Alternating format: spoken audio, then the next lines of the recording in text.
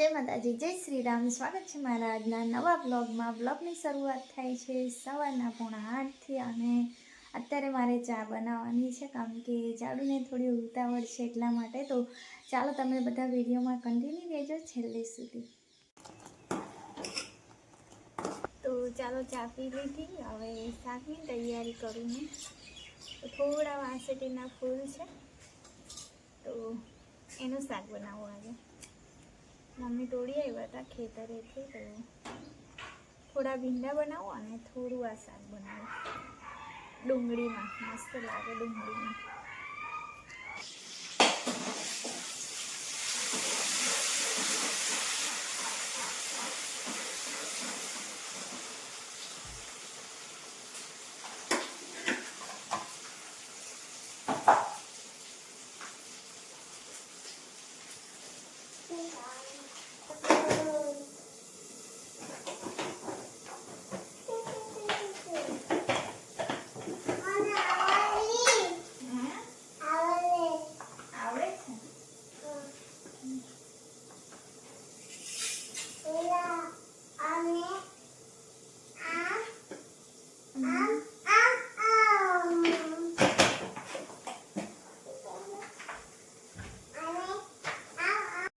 શાક મારું બની ગયું અને આસ્તા દેખો, આસ્તા જય માતાજી, જય માતાજી।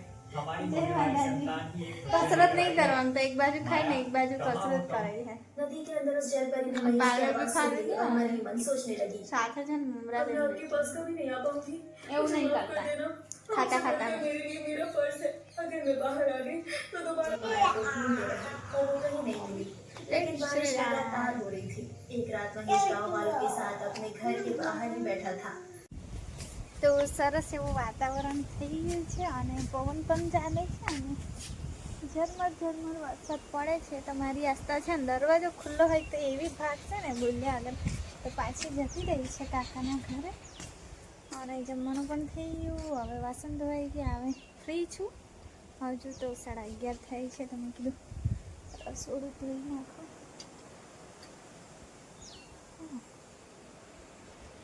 તો આવશે વરસાદ, કેમ કે વાદળ કર્યા છે બહુ બધા। તો ચાલો પહેલાં તો લાઈટ જાય ને પહેલાં રસોડું ધોઈ નાખું, એટલે પંખાથી સુકાઈ જાય પાછું।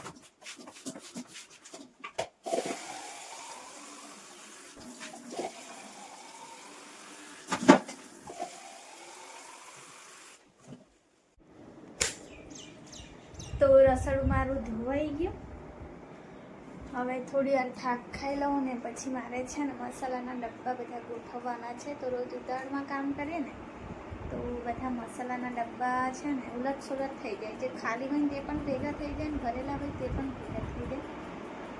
એટલે પછી આજે ફ્રી છું, કેમ કે નીકળું છે ને ટિફિન બનાવવાની આવતી નહીં એટલા માટે। તો આ મારી આસ્તાની ડ્રોઈંગ દેખો।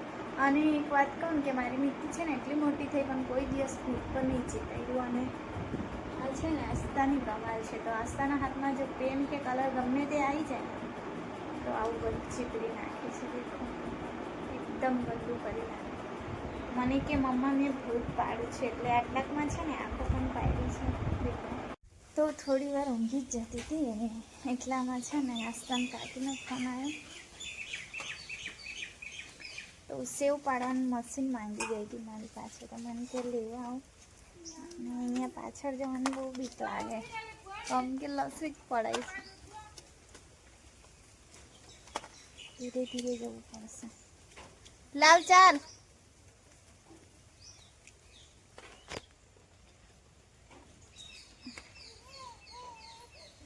ચશ્મા લગાવ્યા છે કેમ કે થોડું દુખે છે.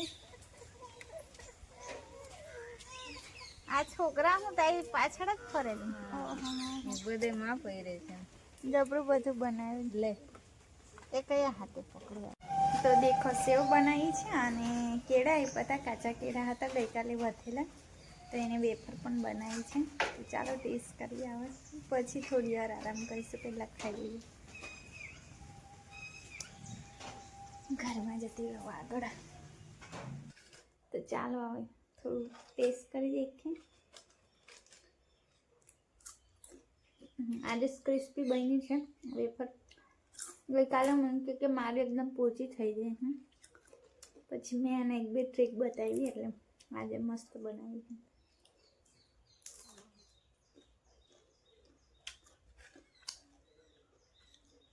મરચું નાખ્યું છે, લાલ મરચું ઉપર છે.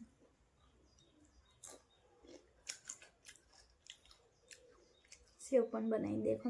ગઈકાલે સુનિતાએ બનાવી હતી ને.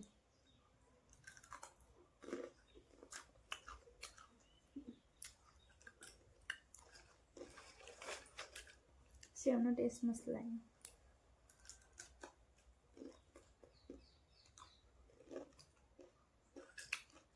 તો ચાલો હવે છે ને વરસાદ રહ્યો ને તો કશુંક રોપવા જઈએ.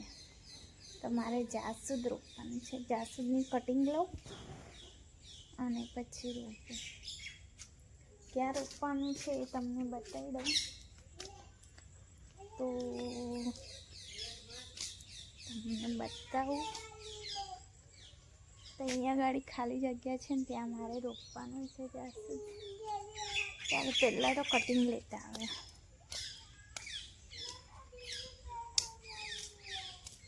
કેટલું મસ્ત ખુલ્લું નીકળ્યું. હવે આમાં તો એવી છે ને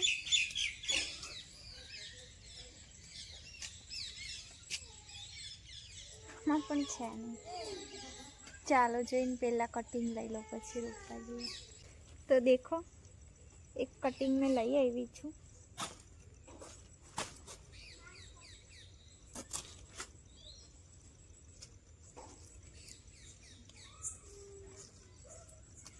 કાપવામાં થોડી મિસ્ટેક થઈ ગઈ છે મારાથી.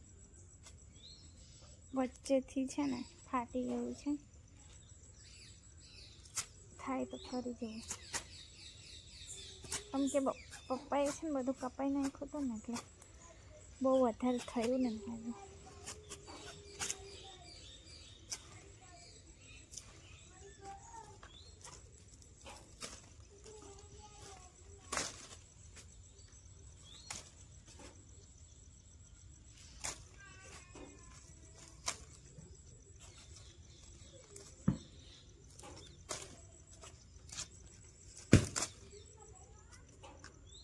તાડફળી પડી.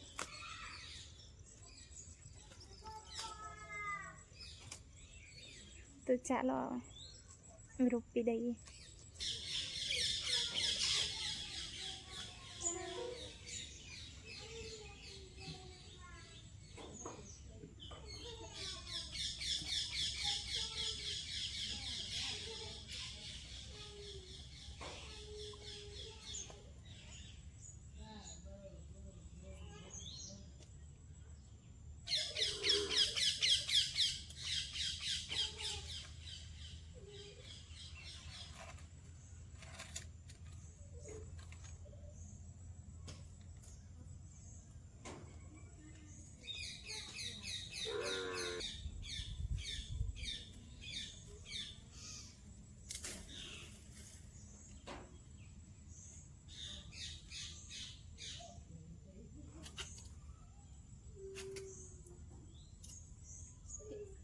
કેમલી ધ્રુવી તને મારે છે? હેલી નાની મારેલી. નાની મારે છે. હે નાની તને દેખાય છે?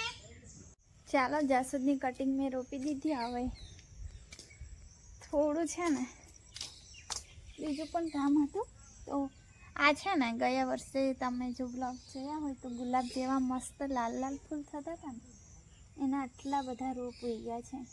મમ્મી કે રોપી દે પણ મેં કહું કે છે ને થોડો વરસાદ રહી જવા દો, બાકી આ રોપીશ ને તો પછી ધબડાઈ જશે, મરી જાય છે વધારે વરસાદ પડે ને તો એના રોપ છે. અને મારા કારેલા તો જો ચડી ગયા ઉપર, અને બહુ બધા ચડ્યા હતા. પણ મેં છે ને એક દિવસ એક વિડીયો જોયો હતો કે ઉપરની આ જે એ હોય ને વેલો તે તોડી નાખવાનો. મેં ટ્રાય કર્યું છે, આ 4-5 વેલા મેં તોડી નાખ્યા છે, બીજા તો રાખ્યા જ છે. હવે આ જો પ્લાન્ટ્સ છે ને એ પણ મોટા થઈ ગયા છે, આમ તેમ થઈ ગયું છે, એટલે એની ડાળકીઓ કાપીને મારે સરખી રોપવાની છે. ચાલો હવે કબટ ખોલીને તમને બતાવું. દેખો આવી કંઈ હાલત છે. તો ચાલો હવે ગોઠવી દઈએ પહેલાં તો દેખો આટલા બધા ડબ્બા છે. આ બધા ડબ્બા છે મોટાભાગે કંઈ લાવ્યા હોય ને તે બધા ભેગા થયા છે. આવા સ્ટીલના છે બહુ બધા, પણ એમાં દેખાતું નહીં ને એટલે પછી આ રાખવા પડે છે. વધારાના હોય ને એને કાઢી નાખવાનું.